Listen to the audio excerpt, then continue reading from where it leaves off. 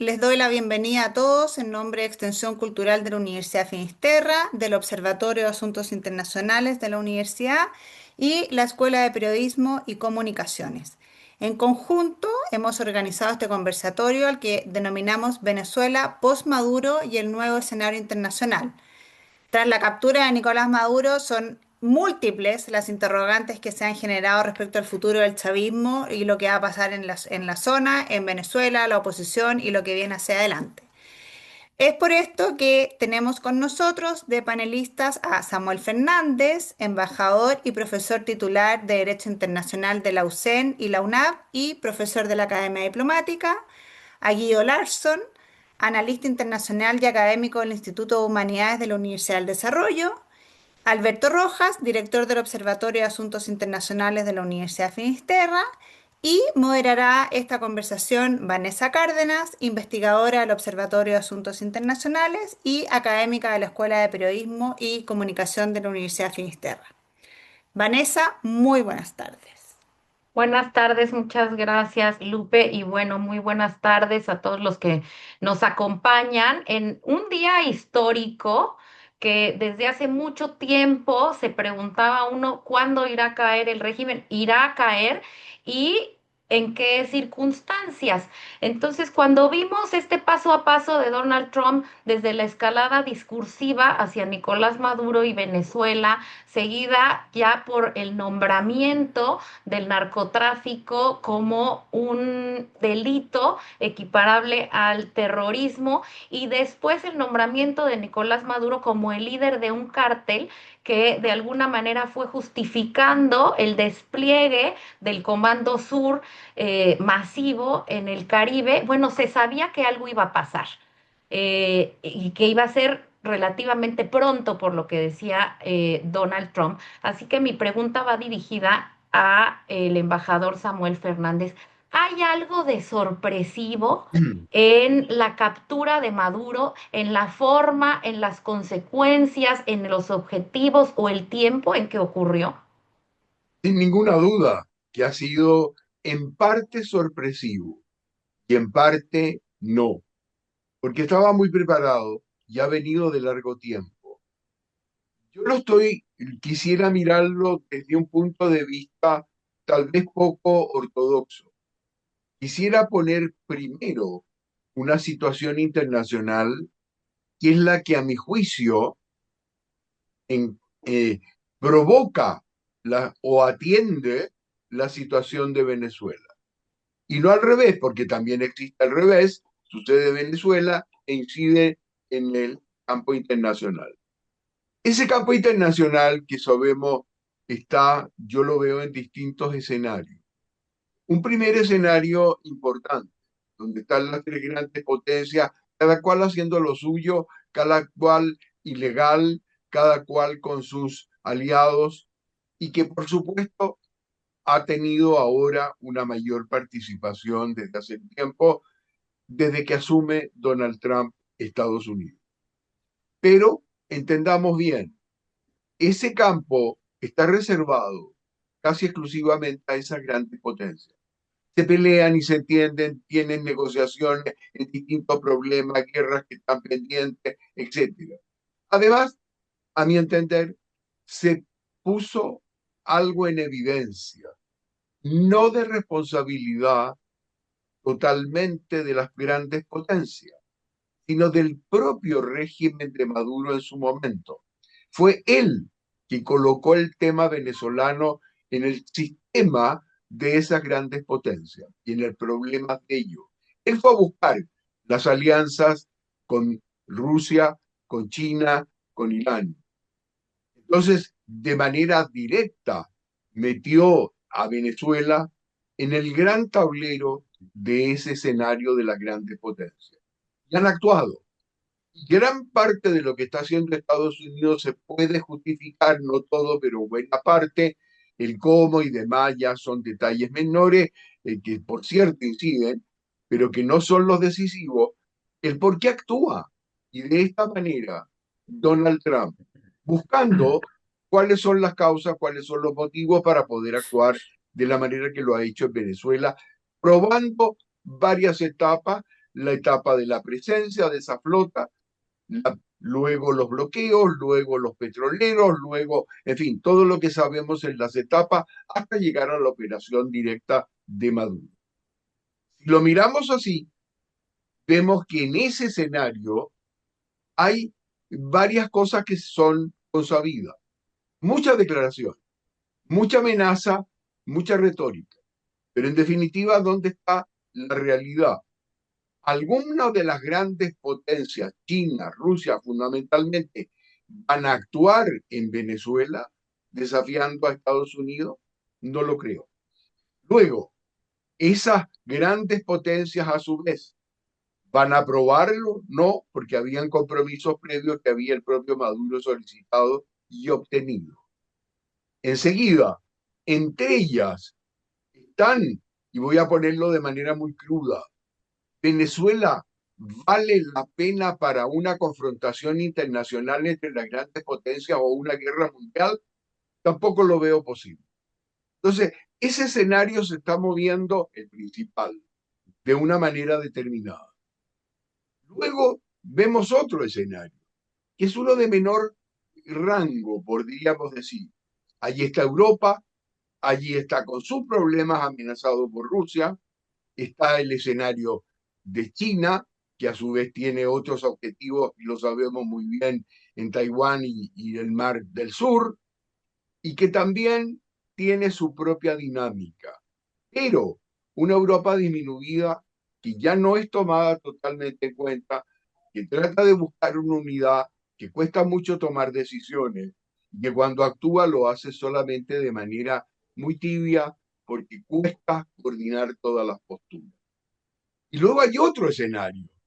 Yo veo el escenario de los organismos internacionales que tienen su dinámica propia y que están acostumbradas las grandes potencias a que en ese escenario, y esto es importante, se le diga de todo y se aprueben resoluciones y cosas en su condenándola. Ahí tenemos las condenas larguísimas de Rusia por Ucrania en la Asamblea General. Allí tenemos los mismos llamados de atención que se ha hecho a China. Ahí tenemos, en fin, las mismas votaciones en contra de un Estados Unidos. Y bueno, a los tres grandes, de verdad que ese escenario le importa bastante poco porque sabe que no van a actuar mayormente.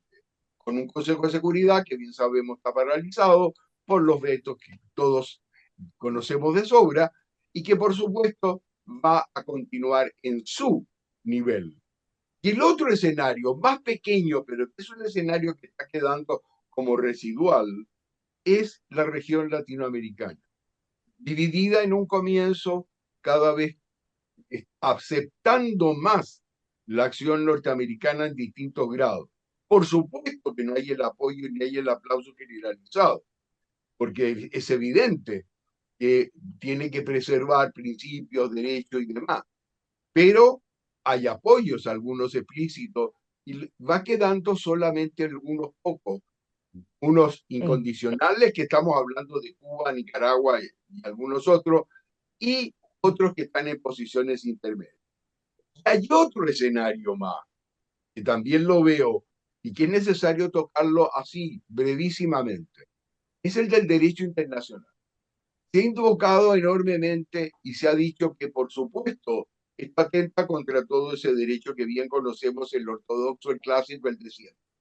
Pero tenemos una cosa, cuidado, se nos olvida que también hay otro derecho internacional, porque es el derecho internacional general, no parcializado. Y ese derecho internacional general, por supuesto que también condena el terrorismo, el narcotráfico, la prisión, los prisioneros políticos, la falta de libertad, el no reconocimiento al régimen de Maduro, la ilegitimidad, violación sistemática de derechos humanos en Venezuela y una eh, ilegalidad tremenda desde el punto de vista de la comunidad internacional. Entonces, si aplicamos el derecho internacional, apliquémoslo entero. No busquemos aquello que nos conviene o les conviene a algunos y olvidando los otros. Y finalmente, el tema de Venezuela y su futuro. Indeciso, por supuesto, ustedes lo saben tan bien como yo, no hay nada certero, cuesta entender un poco la situación, un Trump que dice yo voy a manejar Venezuela, no se ve cómo y dónde salvo el petróleo, pero entendamos, no es el único objetivo. ¿Cómo podría vivir Venezuela si no es del petróleo? Tendría que vivir de la calidad del resto de los países, por lo tanto ese petróleo tiene que ser exportado y atendido y además comprado y en el mercado internacional. Pero también tenemos el otro lado, que es la acusación directa de ilegalidad de Maduro. A mí me impactó una imagen que horas antes bailaba, desafiaba, decía eh, todo lo que sabemos en el histrionismo que tenía Maduro. Horas después lo vemos encadenado y puesto a disposición. Aquí hago solo un comentario muy breve. Ya lo vimos disminuido porque las cárceles americanas tienen ese factor, en, reducen a las personas, las dejan en un número. Y ver a un Maduro ya sometido va a ser, y esto podemos casi adelantarlo, el Maduro que ha estado en la primera audiencia tratando de controlar y no pudo controlar absolutamente nada porque el sistema no lo permite, el del 17 de marzo va a ser otro, totalmente otro, disminuido, atacado en su menor expresión. Y entre medio, no se extrañen ustedes que va a haber un gran alegato sobre la salud de Maduro y su seguridad, más que en el fondo del problema. Resumo, ¿sigue el régimen de Maduro? Sí. La santería se aumentó. Tenemos a los santitos de Bolívar, tenemos a, a, a Chávez, ahora se indica a un Maduro, pero ninguno de ellos está. Esta es la situación y eso es lo que yo veo hasta ahora como algo preliminar y muchas gracias por el tiempo. Muchas gracias. Y ya con este escenario, Guido Larson, que nos acaba de dar Samuel, creo que faltaría nada más cuál es la situación de Estados Unidos antes de que entremos directamente a Venezuela, el momento interno que vive Donald Trump en el momento de capturar a Maduro, y esto le sirve a Donald Trump, le sirve a sus votantes o ante la situación que vive hoy al interior de Estados Unidos le puede afectar pensando en que vienen las elecciones de medio término. Gracias, Vanessa, por la pregunta. Gracias también a la universidad por la invitación. Saludo evidentemente a todos quienes están conectados, a Samuel Alberto. Antes de dar tu respuesta, antes de dar la respuesta a la pregunta, Vanessa, me gustaría advertir de que es cierto que ya pasó Navidad, pero pueden todavía conseguir el libro de Samuel Fernández de Sello Diplomático y pueden también comprar el libro de Alberto Rojas. Creo que uno obtiene, digamos, mucha información y lo pasa muy bien leyendo esos dos libros, así que está abierta la invitación también. Em, lo que me gustaría decir es un poco lo siguiente. Primero, dividiría la dimensión de análisis en la política puramente interna y luego en los cálculos estratégicos que Donald Trump toma a la hora de decidir una operación de este tipo. Déjame partir simplemente por el ámbito estratégico. Creo que hay que tomar en consideración tres cosas. La primera de ellas es, naturalmente, la publicación de una nueva estrategia de seguridad nacional en noviembre del año pasado. Esa nueva estrategia de seguridad nacional creo que tiene una serie de puntos. Creo yo que uno de ellos es el objetivo más o menos tácito de volver a generar esferas de influencia completamente impermeabilizadas, con un poder dominante y hegemónico, y que inhiba la penetración de adversarios nominales de los Estados Unidos. Lo segundo que creo que es muy importante tiene que ver con los reportes que ha realizado el Servicio de Geología de los Estados Unidos, donde observa de que hay toda una serie de elementos y minerales críticos que proponen un riesgo estratégico para los Estados Unidos. ¿Qué significa riesgo estratégico? Solamente para que no se entienda. Riesgo estratégico involucra aquellos elementos para los cuales la demanda es más significativa que la oferta interna y donde las cadenas de suministro proponen un cuello de botella que puede tener un impacto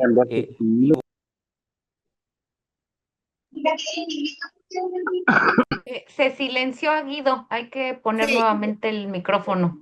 Sí, Ahí, al Que señor ahí lo Mario silencien dejo a con el los Richard micrófono abierto, señor, sí. participantes. le pedimos que por favor silencie su micrófono. sí, es que yo lo silencio y lo vuelve a abrir, así que por favor no lo abra. Ya, S- pensé por un momento que Extensión Cultural Finisterra era bien, bien chavista, pero no, no es así, Jamás, no lo están Guido. silenciando, ¿ya? Bien, Sabotaje eh, externo. sí. Entonces yo estaba diciendo de que hay un reporte del Servicio Geológico de los Estados Unidos, identifica una serie de minerales críticos y si bien se ha hablado mucho de petróleo, yo creo que no puede desconocerse de que Venezuela también posee yacimientos de esos minerales críticos. Estamos hablando de dióxido de estaño, de níquel, de zinc, de coltán, todos elementos que funcionan para animar la economía asociada a las nuevas tecnologías, ingeniería aeroespacial, inteligencia artificial, etcétera. Por ende, creo yo que hay un vector asociado a recursos, pero recursos en términos de que su flujo se mantenga de manera constante y estable hacia los Estados Unidos, porque el día de hoy, si uno revisa, muchos de esos yacimientos están siendo explotados, refinados y exportados por China. Y tal vez lo tercero dentro de eso, creo que esta pulsión erótica de Washington por Groenlandia también debe leerse en esa misma orientación.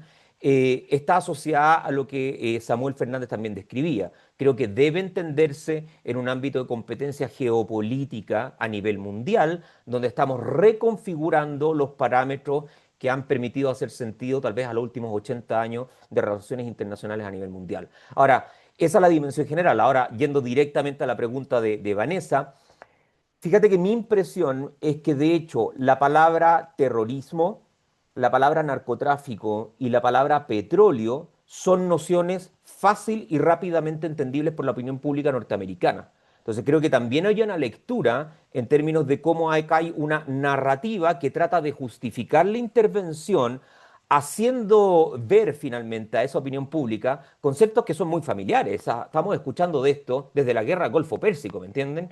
Y por ende, entonces, si bien es cierto, las encuestas iniciales mostraban que hay una mayoría de norteamericanos que se oponían a la intervención norteamericana sobre Venezuela, 70% a 30% una semana antes, de acuerdo a la encuesta de YouGov.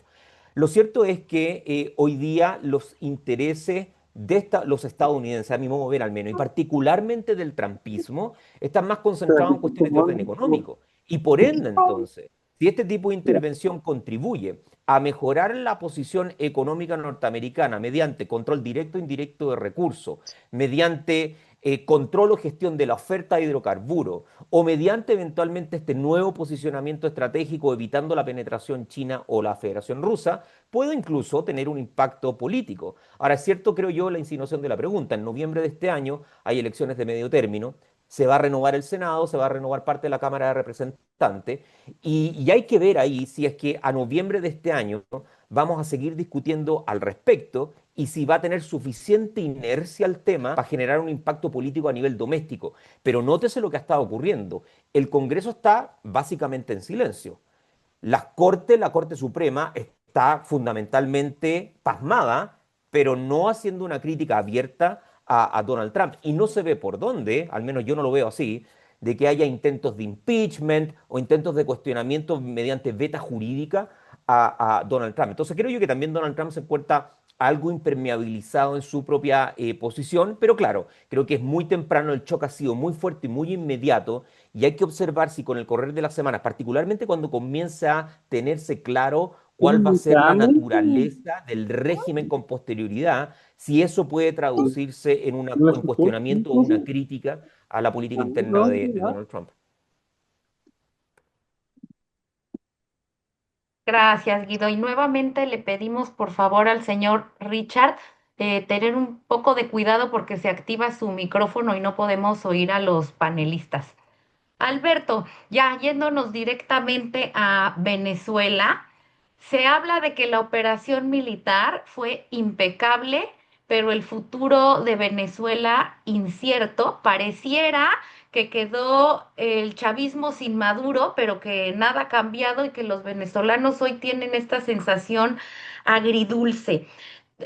¿Podrá ser que el chavismo, si no hay una transición pronta, tiene el potencial para reformularse desde dentro y transitar a un chavismo 2.0, quizá integrado en lo económico con la región y el mundo, algo similar a lo que China hizo con el comunismo, pero integrado al sistema capitalista. Hola Vanessa, hola Samuel, hola Guido, saludo a todos los que nos acompañan esta tarde, gracias por su interés. La verdad es que lo que hemos visto en Venezuela todavía, tal como dice Guido, tiene a toda la gente en Estados Unidos, en Venezuela, a nivel mundial, bastante desconcertado. Ha sido una operación relámpago. Pensemos que en menos de 24 horas Nicolás Maduro estaba ya aterrizando en Nueva York después de haber sido capturado. Y eso generó y genera una enorme cantidad de preguntas en torno al futuro de Venezuela. Eh, es un hecho que la captura, y digamos, previo a la operación que vimos en la madrugada del sábado, si Maduro hubiese muerto producto de un bombardeo, el impacto habría sido más profundo, pero diferente. Y en este caso, lo que vemos es un chavismo, entre comillas, humillado debido a que Estados Unidos logró, en primer lugar, llevar adelante esta operación haciendo gala de todo su poder y de toda su tecnología. Lo primero fue dejar ciegos a todos los sistemas de detección, de defensa en Venezuela, destruir centros de mando y control, radares, etcétera, y posteriormente bombardear las principales pistas para evitar, las pistas de bases aéreas, para evitar precisamente que los aviones venezolanos despegaran y eventualmente pudieran interceptar a los helicópteros que avanzaron con la Fuerza Delta para llevar adelante esta operación que se ha dicho hasta el minuto tiene entre 70 y 80 muertos.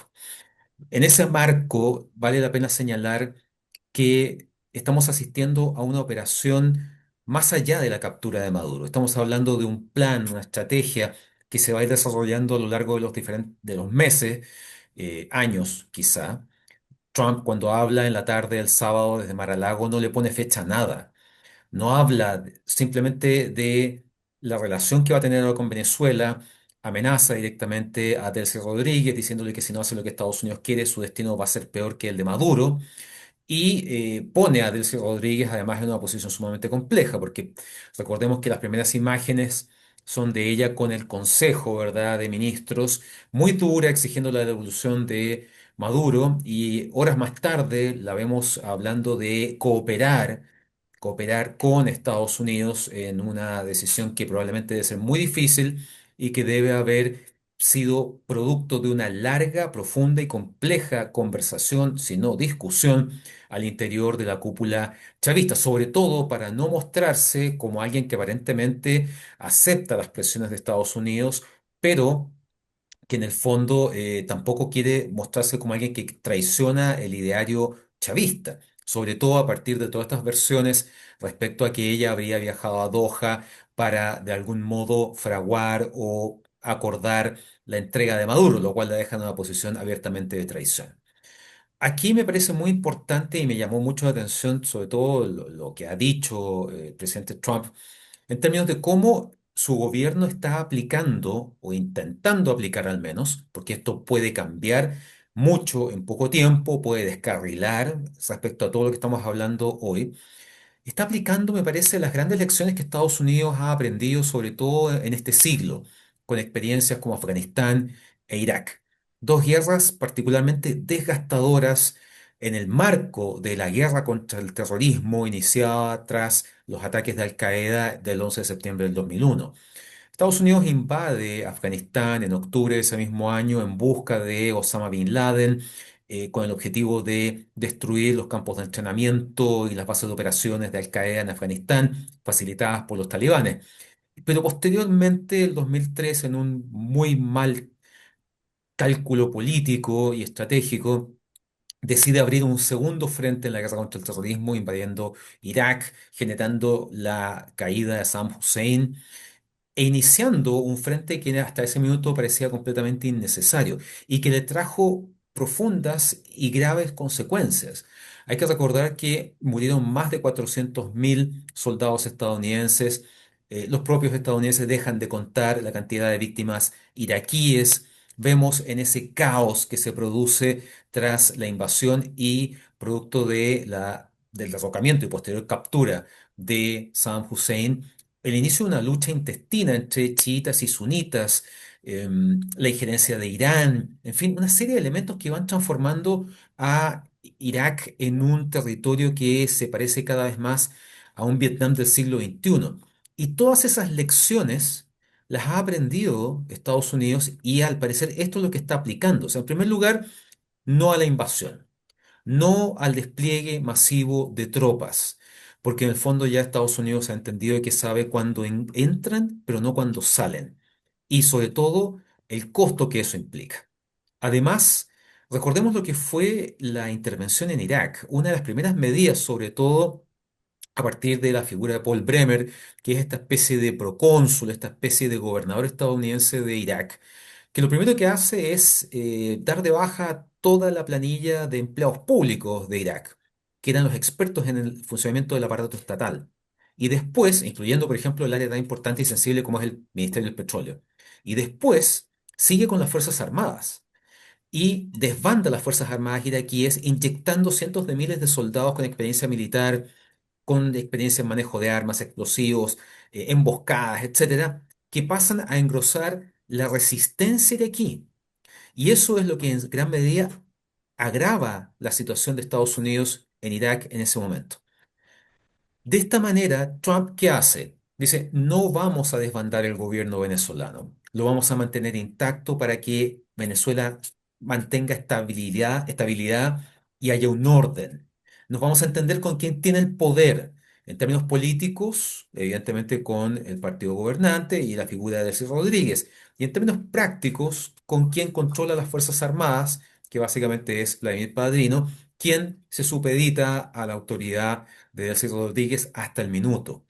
De esa manera, no hay crisis humanitaria, no hay lucha interna, no hay guerra civil y se cautela, se protege lo que a Estados Unidos más le preocupa en este minuto, que es evidentemente los yacimientos de petróleo. Recordemos que Venezuela es el país con la mayor cantidad de reservas petroleras eh, confirmadas del mundo. En segundo lugar está Arabia Saudita y que por lo tanto en este instante en donde además impone el tema de que van a desembarcar las grandes compañías estadounidenses en Venezuela, que ya hoy partieron 11 buques petroleros de Chevron para cargar entre 30.000 y 50.000 barriles de crudo, lo cual es prácticamente la producción de 2 meses de petróleo según el estándar actual de Venezuela, que es prácticamente un tercio de lo que era hace 20 años. Bueno, a partir de ese instante, Estados Unidos parece eludir, parece esquivar todos los peligros que podría haber implicado involucrarse en Venezuela. Va a ser una especie de gobierno control remoto con ciertas garantías para que puedan operar las grandes petroleras estadounidenses y sobre todo va a garantizar el control de esos yacimientos y de ese flujo de petróleo. Probablemente en el muy corto plazo vamos a ver que le va a cortar la válvula a países como Cuba, como Irán. Veremos qué pasa con China. Tal vez se lo vende más caro. Recordemos que China compraba ilegalmente bastante petróleo venezolano, producto de las sanciones. Entonces, en ese escenario, vemos cómo Estados Unidos logra, en medio de todo este caos, mantener cierta unidad. Sigue siendo muy frágil. ¿Cuál es el costo de eso? Deja de lado la búsqueda de la recuperación de la democracia en Venezuela.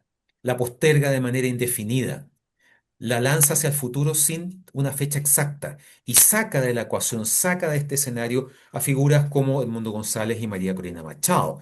Ellos estaban viendo este proceso a partir de lo que había sido la elección presidencial del 2024, que se tradujo en un fraude, pero que gracias al registro de las actas de votación mostradas por la oposición, se establece a gran escala a nivel mundial que el presidente legítimo sería Edmundo González. Recordemos que María Corina Machado funge ahí como vicepresidenta.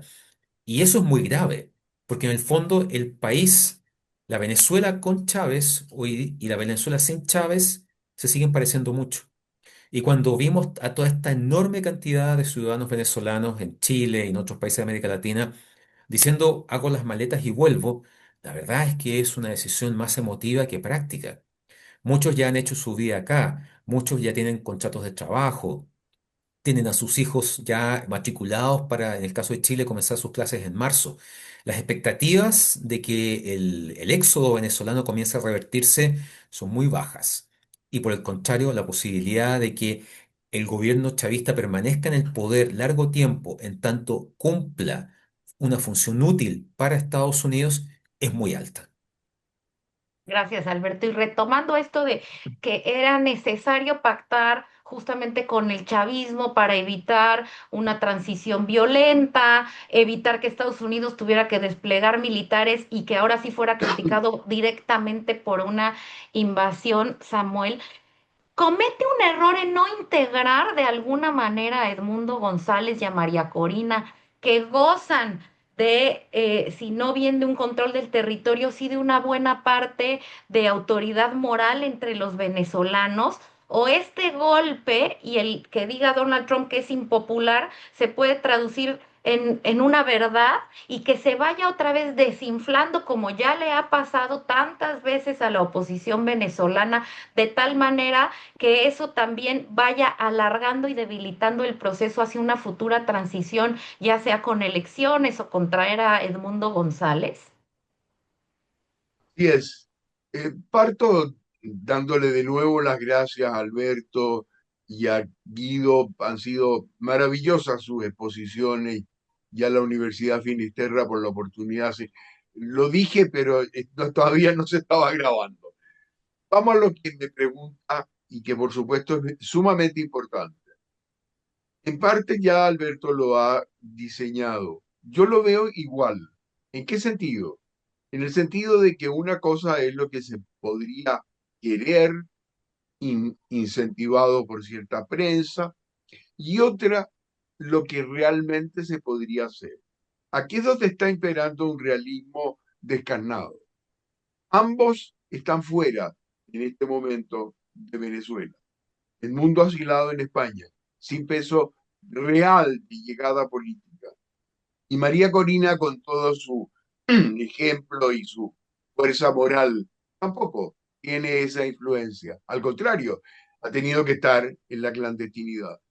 Entonces el realismo de un Trump para decir, ¿quién gobierna Venezuela? Si yo los devuelvo a Venezuela, no sería nada raro que hubiera una confrontación, guerra civil, desorden generalizado. La única manera es, controlo el que tiene el poder, lo hago a mi manera, me nutro de ello para el electorado americano, como bien decían, con el tema del petróleo y otras inversiones, como decía muy bien Guido, pero la realidad se ha impuesto. La única manera es descabezado el chavismo con un Maduro que ya va a dejar de incidir y con ellos, que deben estar bastante peleados entre ellos para tratar de buscar el poder y no hay que hacer caso de las arengas y de porque uno los escucha o los ve, y es como ver nuevamente a un Maduro distinto, pero diciendo las mismas cosas. Aquí no ha cambiado nada. No, cuidado, ha cambiado mucho y ha cambiado mucho en la percepción de la ciudadanía. Muy expectante, muy alegre, pero la han desilusionado. Esa ciudadanía está ferozmente triste en este momento, porque no ve el resultado. Pero de mirado desde el otro punto de vista, la única factibilidad para que una Venezuela, después de 27 años de chavismo y control total, se pueda reencauzar es con los poderes que existen. No se puede imponer un poder que venga foráneo ni por arte de magia va a cambiar con un Edmundo González. Lo pueden matar llegando, porque hay todavía sectores muy violentos. Y lo mismo a María Corina. Eso con calma. La parte que es más importante, a mi entender, es cómo se va a ir paso a paso aceptando esta nueva realidad venezolana más allá de las ilusiones por una comunidad internacional, por una Europa que sigue cantando su misma melodía, pero que nadie escucha, con unos organismos que están cantando la suya y que tampoco menos la escuchan, y con una Latinoamérica que se está reagrupando de otra manera. Pero lo importante no son ellos, lo importante es China, lo importante es Rusia, Lo importante es Irán, que va a tener que abandonar sus ideas allí. Toda la ilegalidad que implicaba ese petróleo que le llegaba y transportaba. Hasta ahora los veo nada más que en la retórica, no los veo actuando y no creo que vayan a actuar. Es demasiado fuerte la presencia norteamericana. La flota esa hay que entenderla. La flota no estaba para amenazar a Venezuela, estaba para impedir que los otros grandes se fueran a meter a intentar algo. Ese es el aviso que estuvo dando Trump los 5 meses que tuvo la flota instalada allí. De manera que esto es algo lento y va a ser paso a paso. Es de esperar que no se desvíe el interés norteamericano, que no pasemos a las andadas antiguas, como bien marcado Alberto, y de la experiencia que es cierta que han tenido que aprender, no vuelva a caer en los mismos errores pensando que su electorado le está exigiendo resultados inmediatos. Esa es la parte que es peligrosa. Y además tenemos que pensar en algo, y esto es real. Putin tiene todo el tiempo del mundo, Xi tiene todo el tiempo del mundo, Trump le quedan 3 años efectivamente para seguir gobernando y tiene que obtener esos resultados. Allí veo que hay contradicciones que va a ser necesario tratarlas con enorme frialdad. Muchísimas gracias. Gracias. Y respecto, hace un rato tocaba Samuel el tema del derecho internacional y creo que fue un gran debate en las respuestas de los diferentes estados. ¿Qué nos dice? ¿Cuál es el mensaje, Guido? La respuesta de la comunidad internacional que mostró fracturas entre la forma de ver el derecho y las dictaduras en las izquierdas latinoamericanas y también diferencias importantes de las derechas latinoamericanas con las europeas. Bueno, es la pregunta que está tal vez subyacente a muchos de los análisis. De hecho, muchos de los análisis comenzaron con el derecho internacional en algo que es una especie de obviedad, ¿sí? Yo creo que si uno imparcialmente revisa la Carta de Naciones Unidas y revisa las distintas convenciones que se han realizado con relación a la guerra, creo que el consenso es más o menos claro, ¿no? Acá hubo una violación del derecho internacional. Ahora, hay una pregunta en torno a eso y que tiene que ver con cuánto de esa afirmación permite avanzar la comprensión de lo que está en juego. Y por eso yo he sido en general resistente de entrar a ese debate, porque creo que las tres preguntas centrales no son preguntas en torno a la normatividad, la jurisprudencia, o si estuvo bien o si estuvo mal. Yo creo que cualquier persona sensata puede ver eso, sino cuáles fueron o cuáles son las motivaciones de los Estados Unidos, cuál es el objetivo que busca Estados Unidos y cuál es la proyección que de eso se deriva para el resto del sistema internacional. Y me parece de que aludir a la normatividad de la jurisprudencia no permite responder esa pregunta. Y eso creo yo que va tal vez un poco de la mano con la forma altamente selectiva con la cual se ocupa el derecho internacional como una especie de recurso retórico para o bien cuestionar, criticar, condenar las acciones de los Estados Unidos, o bien ser subordinado a los intereses norteamericanos. Yo creo que uno de los elementos más interesantes de esa respuesta está particularmente con los europeos. Me parece a mí de que, no sé, si uno va a la declaración de Emmanuel Macron, por ejemplo, Macron, de manera absolutamente inaudita, dada finalmente la trayectoria histórica, política, jurídica y ética de la tradición francesa del derecho, literalmente dice, mira, acá los Estados Unidos básicamente, estoy obviamente interpretando las palabras, ¿no? Pero básicamente puede hacer lo que quiera. Y por otro lado, en el caso sobre todo latinoamericano, hay un cuestionamiento con márgenes, ¿no es cierto?, de magnitud o no, y esperables en algunos casos, como el caso de Milei. Era bastante, obviamente, esperable la manera en que se iba a responder. Me parece a mí de que lo que no se ha querido reconocer, pero está en la boca de todos, son básicamente tres cosas. Primero, creo yo que hay un anacronismo altamente visible por parte del organismo central del sistema internacional, radicado evidentemente en las Naciones Unidas. Hay mucha confusión al respecto, porque de hecho una de las razones por las cuales Naciones Unidas tiene el Consejo de Seguridad, que le entrega derecho a veto a los 5 miembros permanentes de dicho Consejo, la Federación Rusa, China, Gran Bretaña, Francia y los Estados Unidos, es debido a los efectos de la Primera Guerra Mundial. Como en este país hace rato que no se estudia la historia, obviamente eso pasa bastante colado, pero lo cierto es de que debido a que la Primera Guerra Mundial emerge por desacuerdos entre las grandes potencias, lo que tratan de hacer los ganadores de la guerra es generar un mecanismo que inhiba lo más posible el desacuerdo entre las grandes potencias a una costa de que aquello no fuese democrático. Ese es el precio que se tuvo que pagar para evitar grandes guerras entre las grandes potencias. Pero claramente ahí hay un problema que en alguna medida está también asociada a las palabras del ex embajador Fernández, vale decir,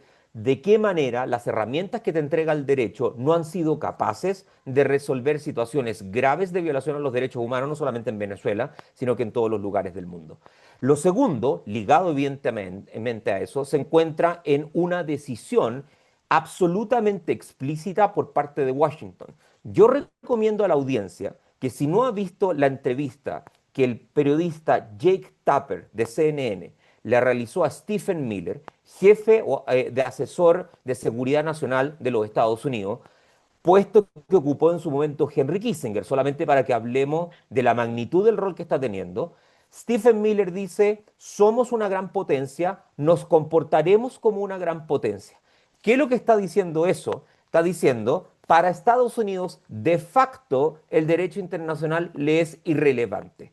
Si va a ser irrelevante durante los próximos 3 años o de ahí en más, bueno, es una cuestión o una discusión que estamos todavía por ver. Matizaría en ese sentido el hecho taxativo de que Donald Trump termine los 3 años. Él mismo está sondeando la posibilidad de violar la Mm. Constitución y presentarse para una tercera alternativa, que puede tener muy baja probabilidad, pero creo que con lo que ha ocurrido hay que tomarla con mucha preocupación. Y lo tercero tiene que ver, tal vez si estoy leyendo entre líneas de la pregunta, Vanessa, con cómo respondemos nosotros. Porque en alguna medida el derecho internacional evidentemente es un elemento que permite resguardar a las naciones pequeñas o medianas respecto a los intereses de las grandes potencias. Y me parece a mí de que Chile, y acá estoy dando una opinión personal, ha sido altamente errático en la manera en cómo debe enfrentar las relaciones bilaterales con Washington, porque más que abordarlo desde un punto de vista pragmático, transaccional, ganando tiempo, sabiendo dónde la epidermis de Donald Trump es sensible, entendiendo el contexto geopolítico de competencia por la hegemonía mundial entre China y los Estados Unidos, creo que hay una hebra de actuación de la política internacional chilena ideologizada, personalista y inhibiendo o evitando las consecuencias de largo plazo, el análisis de las consecuencias de largo plazo de dichas decisiones. Ahora, obviamente se me podría decir, bueno, el presidente chileno está hoy día con el síndrome del pato cojo, ¿no es cierto? Puede tomar más riesgos de los que tomaría alguien que estuviera al medio del mandato, pero por eso creo yo que es tan absolutamente crucial los nuevos nombramientos que va a tener el presidente entrante Kast, su canciller, quién va a ser su embajador en Washington y de qué manera es posible articular cierta visión común para poder gestionar la tempestad en la cual Chile y otros países latinoamericanos está hoy día inserto. Creo yo que es bastante natural y evidente que si uno toma en consideración de que China representa el 30% de nuestras exportaciones y Estados Unidos representa entre el 12 y el 14% de nuestras exportaciones, debemos jugar un juego diplomático muy inteligente, muy equilibrado, teniendo en consideración además quién se encuentra gobernando Estados Unidos, que ha dado muestra de que no tiene ninguna restricción para ocupar todos los ámbitos de su poder. Entonces, si, digamos, pongámonos en un plazo de 10 años atrás o tal vez 15 años atrás, si hace 10 o 15 años atrás Estados Unidos predominaba en su, digamos, repertorio, la diplomacia tal vez, o la política, hoy día, salvo los casos que mencionó ya inteligentemente Alberto, ¿no es cierto?, de Irak y de Afganistán, etcétera, hoy día parece de que hay una reequilibrio hacia el uso de repertorio que eran más selectivos que antes, ¿no? El repertorio militar y el repertorio extrajudicial. Y en ese contexto, lo que paga finalmente es la fragmentación del derecho como un todo. Ahora, si eso va a significar una revisión, no lo tengo claro. Ya mencioné la Primera Guerra Mundial. La Primera Guerra Mundial funcionó como un shock al sistema que generó las condiciones y los incentivos para recrear un sistema que tomase esas enseñanzas y reemplazase a la Liga de Naciones por lo que tenemos hoy día, Naciones Unidas. Si lo que estamos viendo hoy día va a dar paso a un shock posterior, ¿no? Que creo que esto no representa un shock, pero sí un shock posterior, que permita algún tipo de reforma o incluso que suponga el colapso de la organización para levantar algo nuevo que esté adecuado a las reglas que tiene hoy día el sistema internacional, creo que eso nos queda en la completa incertidumbre y no me atrevería a decirlo, pero me parece que lo que he descrito pone énfasis en aquellos lugares a los cuales hay que prestarle mucha atención. Gracias, Guido. Mira, yo sumo a tu análisis acerca de la respuesta de Chile, la respuesta de mi país, de la presidenta Claudia Sheinbaum, que está además en uno de los ejes principales de tensión con Estados Unidos y que hizo una respuesta condenando la violación al derecho internacional, pero que siendo una presidenta democrática no ha podido decir que era una dictadura la venezolana, aún teniendo esa presión de Estados Unidos y que ese juego le permitiría en cierta forma tener una opción más diplomática de congeniar intereses ahora que ha terminado de alguna manera la misión en Venezuela, ¿no? Lo más tenso que era si tomaban a Maduro o no, y que ahora seguirá pues con otros países porque no va a quedar ahí. Y ahí me engancho con la pregunta, Alberto, un poco también como conclusión antes de pasar a las preguntas. Alberto, ¿cuál es el mensaje o cómo queda hoy Estados Unidos? ¿Hay un antes y un después de Venezuela, de la relación de Estados Unidos con la región y con el mundo? Ahora que vemos que habla ya de justamente de Groenlandia, que trae una gran escalada verbal, por lo menos con Petro, con Cuba. Sí, la verdad es que aquí veo dos escenarios o no sé si etapas, pero sí, la verdad es que son dos dimensiones. La primera, el hecho de que, y recojo lo que han dicho Samuel y Guido, aquí hay que entender que a nivel del sistema político internacional estamos viviendo un proceso de transición. Desde el orden mundial basado en reglas, post Segunda Guerra Mundial, que Estados Unidos precisamente ayudó a construir y que revalidó a fines de 1991 o entrada a la década de los 90, después de la desaparición de la Unión Soviética y el fin de la Guerra Fría. Eso comenzó a cambiar ya entrado este siglo, en gran medida producto de lo que fueron las consecuencias de los ataques de Al Qaeda el 11 de septiembre del 2001. Se rompe en muchos aspectos la perspectiva que había hasta ese instante de lo que iba a ser el siglo XXI. Estados Unidos se embarca en esta larga y desgastadora guerra contra el terrorismo, enfocándose específicamente en Medio Oriente y todo lo que eso implica, desde Al Qaeda, Estado Islámico, etcétera. Entre medio está la Primavera Árabe, en fin.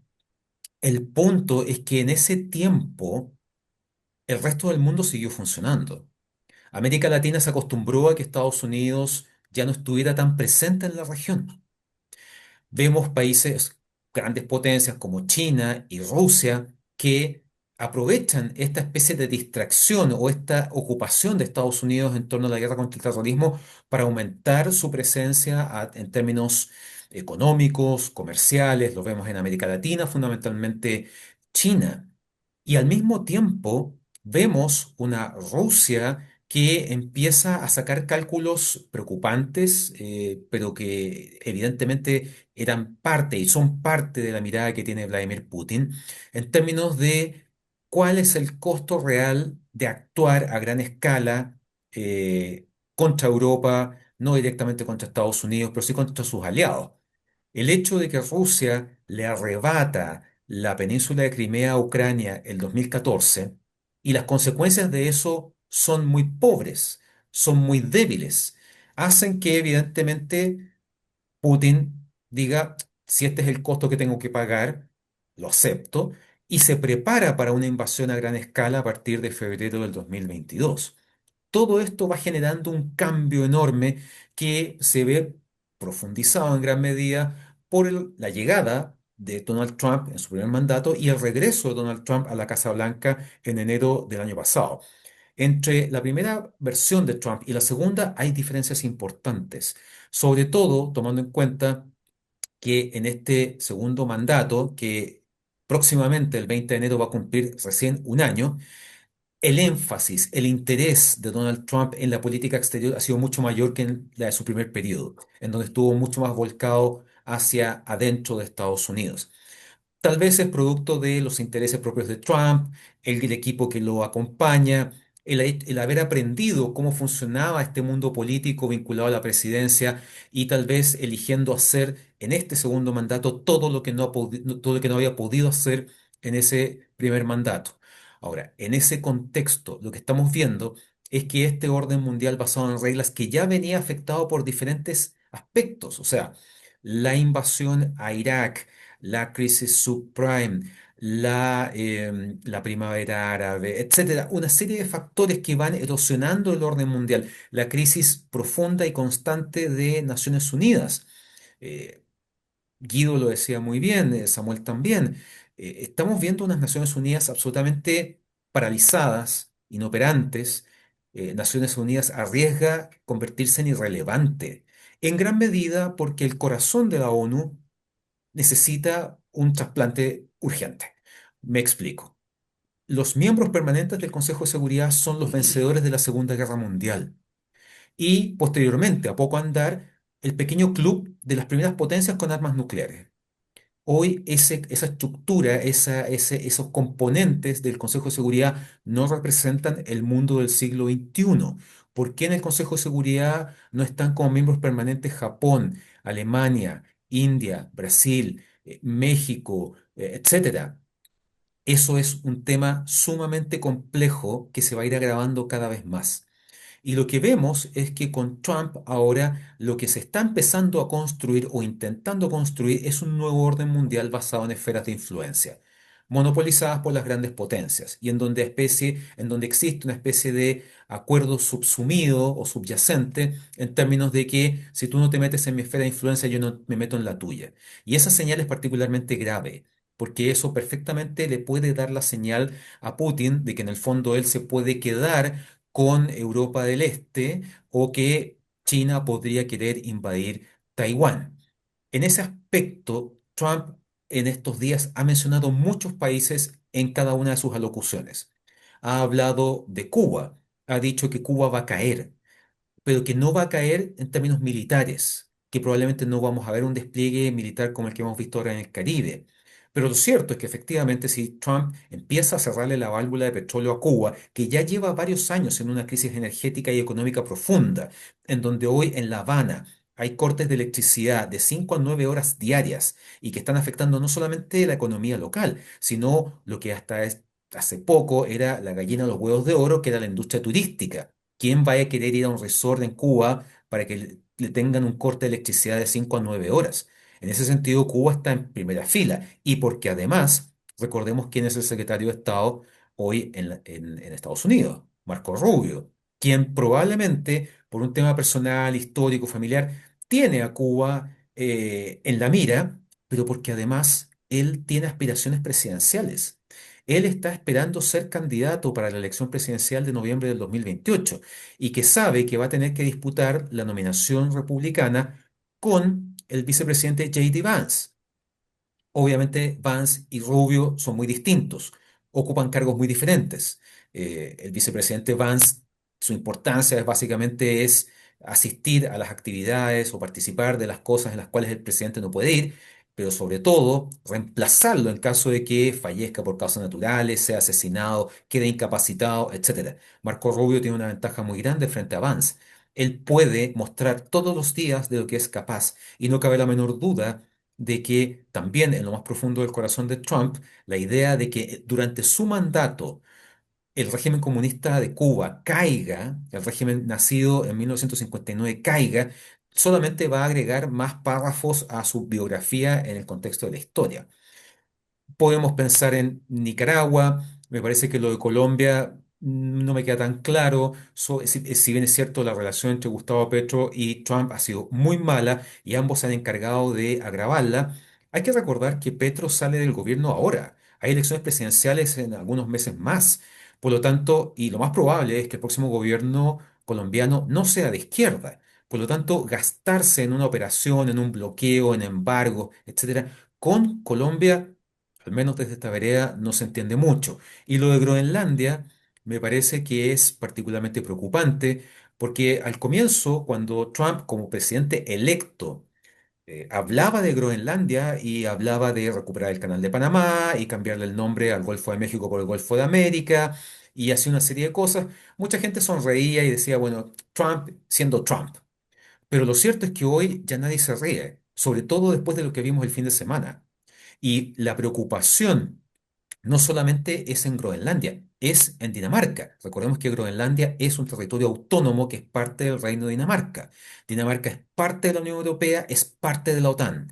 Y la OTAN ya ha dicho que cualquier acción estadounidense en contra de Dinamarca por Groenlandia significaría el quiebre definitivo de la existencia misma de la OTAN. Ojo, algo que probablemente le gustaría mucho ver a Vladimir Putin, que durante años ha buscado precisamente eso, destruir a Europa desde adentro, ya sea a través de la OTAN o a través de la Unión Europea. Entonces, en ese aspecto pareciera que hoy nada está fuera del alcance de Trump. La pregunta es si realmente están calibrando la envergadura de las consecuencias que esas acciones podrían tener. Es un hecho, y bueno, Guido mencionó mi libro, hay un capítulo en mi libro, Un mundo en guerra, en el cual hablo del Ártico.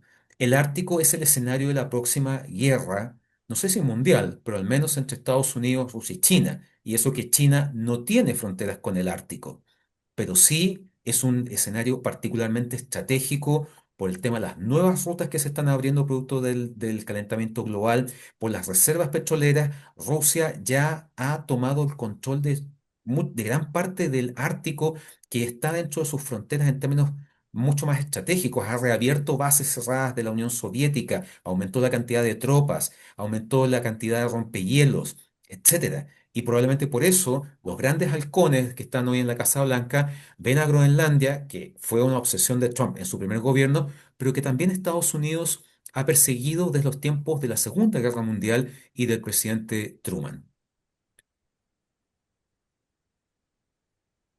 Muchas gracias, Alberto, también al embajador Fernández, al profesor Guido Larsson. Y ahora vamos con Lupe para las preguntas que tiene el público ahí en el chat. Gracias, Vanessa. Yo estaba preocupada porque inicialmente no salía ninguna pregunta, pero ahora se desataron con las preguntas. Eh, hay algunas que Alberto y Samuel ya contestaron. Guido contestó también directamente una que le hicieron en el chat, así que me voy con las que no han sido mencionadas. Vamos a partir con los últimos acontecimientos sucedidos en Venezuela. ¿Pueden terminar en una guerra civil? ¿Derivar en una guerra civil? Yo no sé para quién va, así que al que le quede el sayo que se lo ponga. A ver, si me permites muy rápidamente, en las condiciones actuales, no. Bajo el control de la administración chavista, no. En una intervención militar americana descartada, es la única alternativa. Tratando de pensar que Venezuela va a ser democrática por arte de magia de un día para otro, tampoco. Entonces, estamos frente a un realismo terrible, que en verdad no está siendo decidido, y esta es la parte central, por los propios venezolanos. Están decidiendo ya sea un Trump desde fuera y un chavismo minoritario en Venezuela. El resto de la población todavía está ausente de eso. Toda la ilegalidad de un Maduro se acabó desde el momento que lo apresaron. Entonces estamos con una nueva nomenclatura chavista en el poder. A ver qué hacen, hasta dónde llegan, hasta dónde creen que todo ha pasado y pueden seguir como antes, y hasta dónde empiezan a entender que no es así. Gracias, Samuel. También nos apareció la pregunta de si es un fracaso el multilateralismo y cuál será el rol de ahora en adelante de los organismos internacionales.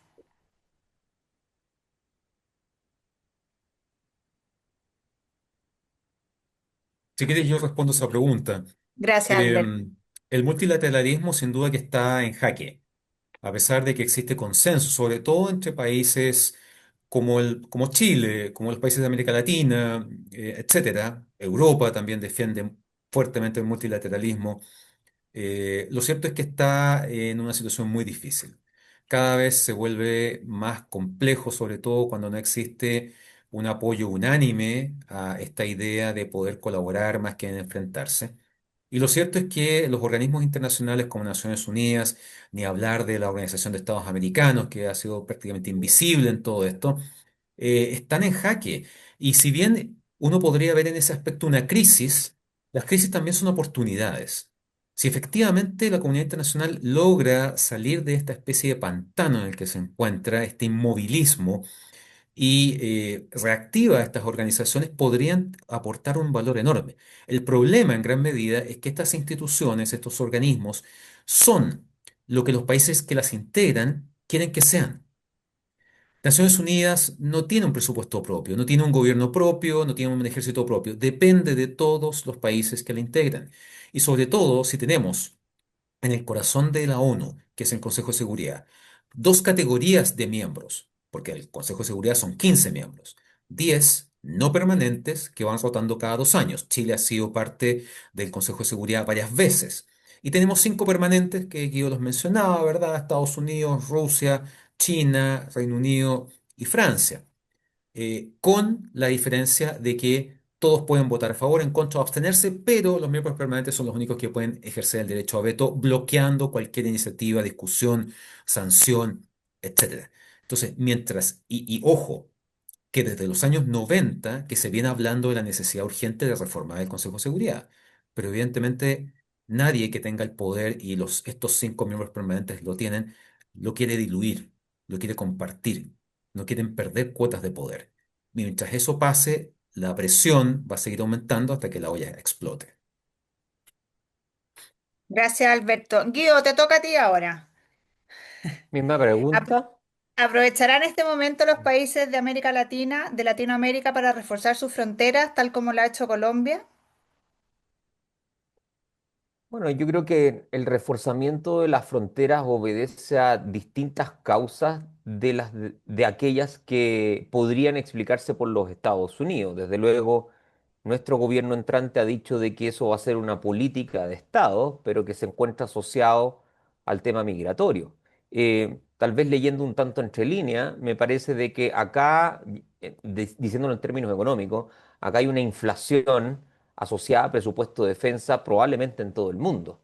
En términos de que se entiende, ¿no es cierto?, de que, como bien dice Alberto, el escenario estratégico está cambiando y hay muchos incentivos para que esos presupuestos se incrementen. Déjame ir primero a Europa, después voy a volver a Latinoamérica, pero resulta preocupante, eh, analíticamente interesante, pero muy preocupante, el hecho de que hoy día los estrategas europeos estén anticipando la posibilidad, primero, de que la Federación Rusa gane la guerra. Yo creo que es una posibilidad real. Y segundo, de que si es que gana la guerra, en 3 a 5 años más, en 3 a 5 años plazo, Rusia podría estar en guerra con Europa.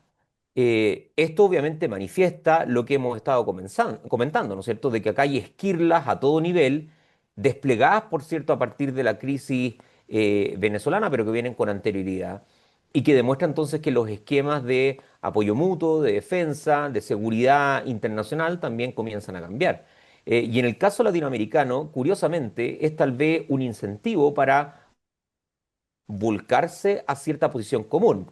Ahora, obviamente, y acá Samuel Fernández espero que entienda la ironía, digamos, pero obviamente eso implica tratar de hacer algún tipo de resucitamiento a cosas como la OEA, que hoy día es un órgano absolutamente anacrónico, sin ningún tipo de posibilidad de actuar realmente, pero que podría, en potencia, servir para jugar un rol de articulador para posiciones comunes frente a amenazas también comunes que se presentan para los latinoamericanos. Latinoamericanos que, por cierto, están divididos en muy distintas dimensiones. La ideológica es muy importante y cabe observar si es que esta crisis venezolana no trae una externalidad mínimamente negativa, y es que vuelque a Latinoamérica al pragmatismo puro, más allá de los gustos ideológicos con los cuales hemos venido entendiendo esa realidad durante los últimos 15 años. Gracias, Guido. Justo cuando mencionaste la OEA, surgió una pregunta que ante la invisibilidad de la OEA, ¿estarán dadas las condiciones para que los países sudamericanos piensen en crear una organización de estados sudamericanos, haciendo un símil? Para nada. No lo veo por ningún lado, mucho menos. Se ha intentado, se ha procurado muchas veces, pero no lo veo. Además, yo retomo lo que decía Guido y con toda razón. Aquí hay dos escenarios, como hablaba antes. La OEA no está en su centro real, porque fue dividida. Venezuela mismo lo abandonó, Cuba fue echada, y así sucesivamente. Las peleas entre ellos gigantescas. Recién están empezando a tomar una nueva orientación dentro de la orientación general. Pero eso es algo que habrá que esperar y va a depender de cómo resulte. Además, también quería retomar algo en cuanto a lo que muy bien decía Guido respecto del funcionamiento de los organismos. Eh, a ver, es muy fácil criticarlo, pero hay que entender hay una cosa. Lo más visible, el ordenamiento y el mantención de paz y seguridad internacional y problemas como el que está viviendo Venezuela o está viviendo Ucrania o está viviendo, en fin, Taiwán o u otro, lo que fuere. Pero otra cosa muy distinta es el resto de los organismos que están funcionando. Y están funcionando bastante bien en una serie de temas. El único drama es uno solo, así presupuesto. Porque ahí Estados Unidos está actuando de la manera más chantajista posible. Le dice, mire, yo represento el 25% del dinero del organismo, le quito esto, ahora usted arréglesela con lo que hay. Entonces están dedicados a hacer papeles, reuniones larguísimas y que no pasa absolutamente nada. Y finalmente, pienso en algo que es lo que me toca de manera más directa. Lo que mencionaba respecto al derecho internacional, insisto que el derecho internacional parcializado no sirve, se está buscando una parcialización, que por supuesto ha habido violaciones, pero cada una de las acusaciones que está recibiendo Maduro por la Fiscalía Norteamericana, cada una de ellas hay una violación feroz del derecho internacional y normas que tratan cada una de esas acusaciones. De suerte de que aquí el que esté libre de violar los derechos humanos y violar el derecho internacional que lance la primera piedra, si me permiten el ejemplo, pero yo creo que ninguno. Y entre ellos, ¿acaso China no lo ha violado? ¿Acaso Rusia no? ¿Acaso Irán no? Sancionado, además, y Rusia sancionado. O sea, entendamos que este es el nivel en que nos estamos moviendo actualmente. Y la única manera es que los países tengan la frialdad de buscar un consenso, algún entendimiento mayor y no sigamos única y exclusivamente los dictados y los problemas de las grandes potencias. No vamos a incidir ahí en ellos, aunque tratemos. La única forma es la gran mayoría de estados que se pongan de acuerdo en temas, pero por supuesto en temas que dejen de lado los idealismos, nos pongamos sentados a ver la realidad que está hoy. Ahora, yo creo que con esta pregunta pueden haber cuatro opiniones distintas, a ver si estamos de acuerdo. ¿Cuál creen ustedes que va a ser el futuro de Maduro? ¿Podrá salir absuelto por considerar su detención ilegal? ¿Lo va a acoger algún país como una manera de protegerlo? ¿O va a terminar detenido en una cárcel perdida en Estados Unidos? Mira, me parece que esa es una pregunta interesante, habrá que ver cómo se desarrolla. Aquí hay que recordar que Trump ha sido consecuente, digamos, en estos términos específicos. Dijo que iba detrás de Maduro porque estaba acusado por un tribunal del Distrito Sur de Nueva York desde 2020 por integrar una asociación ilícita, un cartel de narcotráfico. Ahora se habla del narcoterrorismo, etcétera, y por lo tanto era requerido por la justicia estadounidense. Trump técnicamente, insisto en eso, ha cumplido. Capturó a Maduro y lo llevó en menos de 24 horas a Nueva York.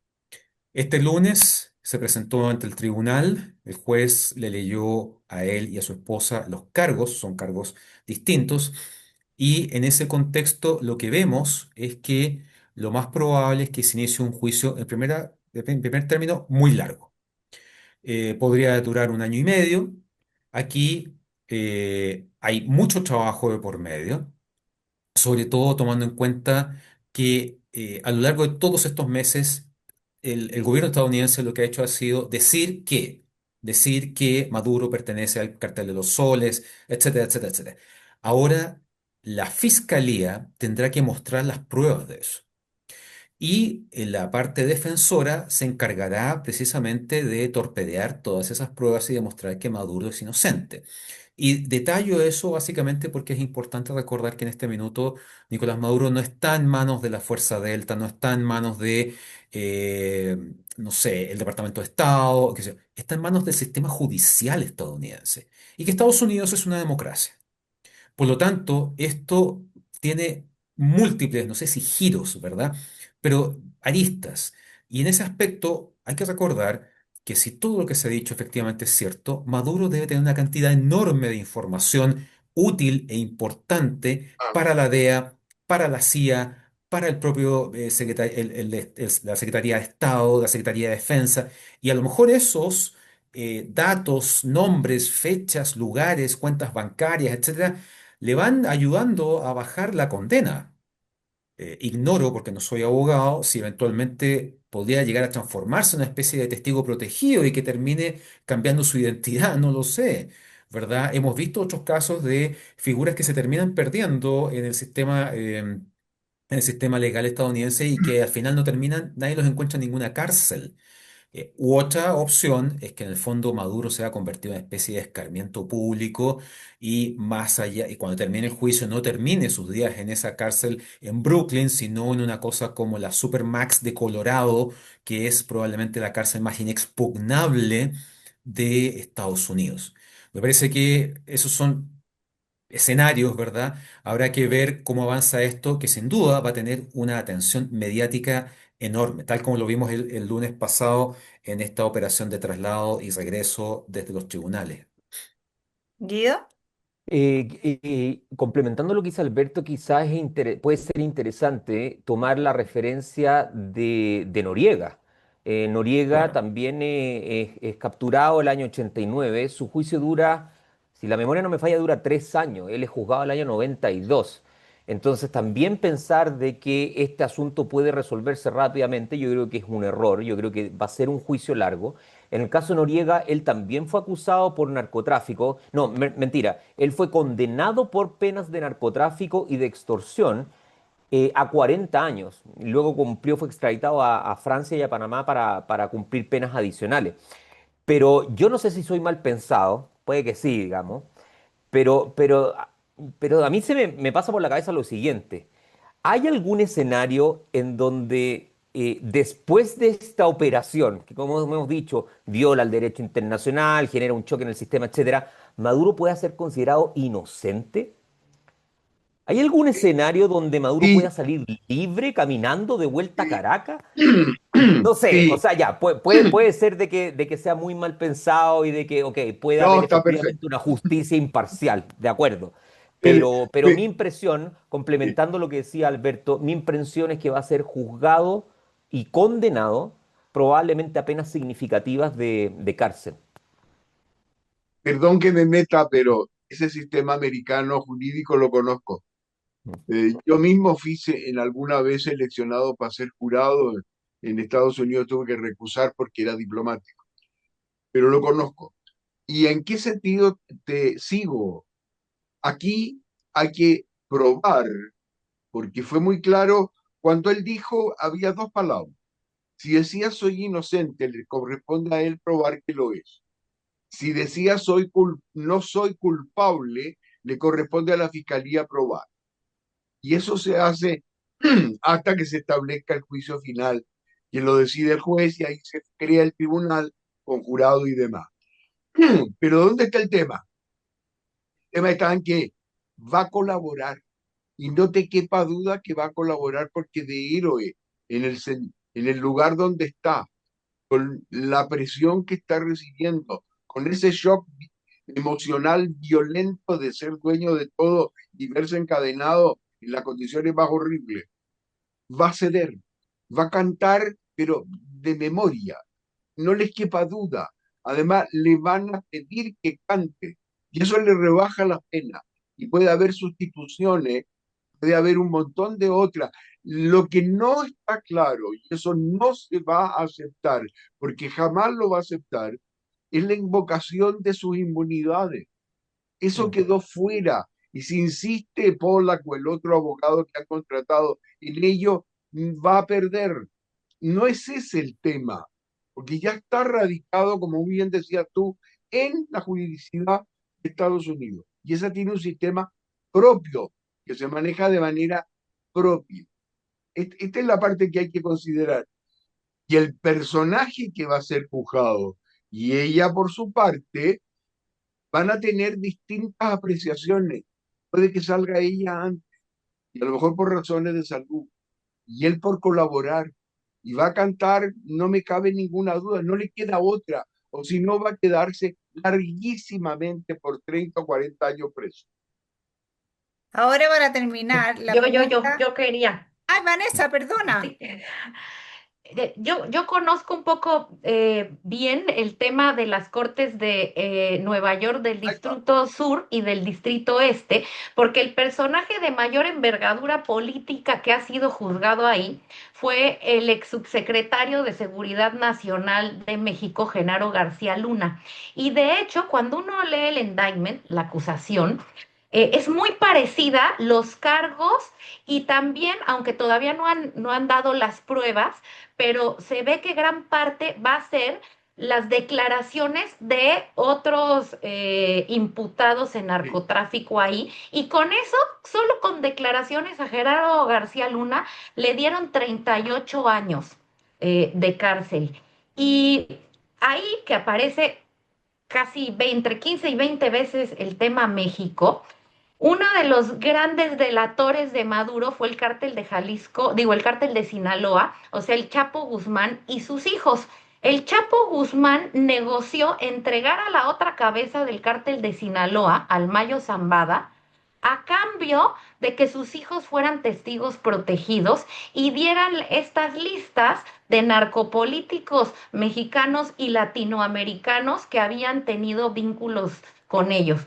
Y eso les redujo la condena a algunos narcotraficantes, a ellos los pasaron a testigos protegidos y puede ser parte de lo que Maduro haga, porque, bueno, su nombre va a salir constantemente en muchas declaraciones ya de estos narcos, como aparece ahí en el indictment, y puede negociar, si no directamente él quizá en bajarse la pena, pero sí algún tipo de rebaja de pena o de que sea testigo protegido, ya sea la esposa o el hijo que todavía no lo agarran, no lo capturan, y también está en este indictment junto con el niño Guerrero, que es el líder del Tren de Aragua, pero no así Delcy Rodríguez y su hermano, ¿no? Ellos no están ahí, parece que les dieron cierta amnistía para hacer esta transición y pacto con Estados Unidos, pero entonces estos cargos a Maduro seguramente van también a decantar en la persecución de otros políticos y narcotraficantes a lo largo de América Latina. Ahora para terminar hay una pregunta que yo creo que no soy la única interesada en saber, pero vamos a los sensacionalistas. ¿Quién creen ustedes que está gozando de los 50 millones de dólares? lo Mi- preguntaron, ¿ah? Y lo Sí. dijo en la conferencia de prensa que estaba Rubio y los demás. Y dijo Rubio, nos ahorramos los 50 millones de dólares. No sé ¿Será cómo verdad? interpretarlo. No sé, pues. Yo estoy hablando de lo que dijeron, no, no me puede constar, pero esa es la declaración. ¿Y será cierto la cantidad de kilos de oro que tenía escondido en Suiza o eso ya es prensa sensacionalista? Imposible saberlo. ¿Puedes tomar una pregunta oral? No sé, es difícil. Difícil, sí, Sí, sí. No, Suiza es impenetrable en eso, ¿ah? así es, No lo vamos a así es. saber nunca. No, Probablemente. Bueno, yo les quiero agradecer a todos, la verdad que lo pasamos ¿No se puede increíble. tomar una pregunta oral? Pero, no alcanzo a ver quién me está hablando. Paolo, Paolo. con la mano levantada. Si se puede hacer una pregunta verbal. ¿Alberto? Es que ya estamos terminando, no podemos alargar eh, más, lamentablemente, el conversatorio.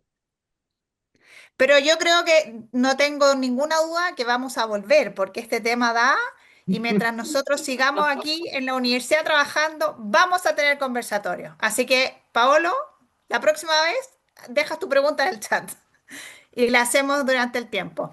Yo quiero agradecerle a todos los que nos acompañaron el día de hoy, especialmente a Samuel, Guido, Alberto y Vanessa. Muchas gracias. Muy interesante, noticia en desarrollo constantemente. Nos va a dar para todo el mes de enero, marzo, abril y posiblemente mayo y sigamos adelante. Así que los invito a todos a estar atentos a nuestras redes y a nuestras canales de comunicación para mantenerse informados de las distintas cosas que vayamos haciendo. Así que muchas gracias y muy buenas tardes. Muy amables, gracias de Chao, muchas nuevo a gracias. gracias. todos. Chao, Muy Un chao. abrazo gentiles. grande a todos. Gracias, gracias, Buenas colega. Chao. tardes. Nos vemos. Chao, Felicitaciones a chao. todos los panelistas. Gracias. Felicitaciones Gracias. a todos. Sí, muchas gracias.